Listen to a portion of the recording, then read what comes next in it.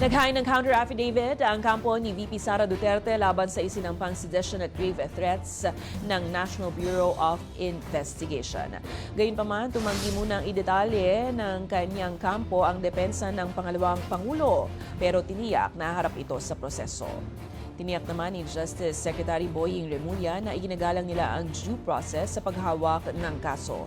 Nagugat ito sa pahayag ni Vice President Sara na nagkontra siya ng tao para patayin si Marcos, unang ginang Liza Marcos at Speaker Martin Romualdez sakaling mangyari ang umano'y kill plot laban sa kanya.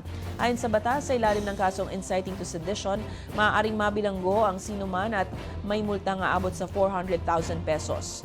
At depende naman sa layunin at resulta ng banta ang parusa sa grave threats. Consistent lang naman po ang ating Vice President. Parati naman po niya sinasabi noon na haharapin naman talaga niya sa mga tamang venue, no, yung mga binabatong mga accusations laban sa kanya.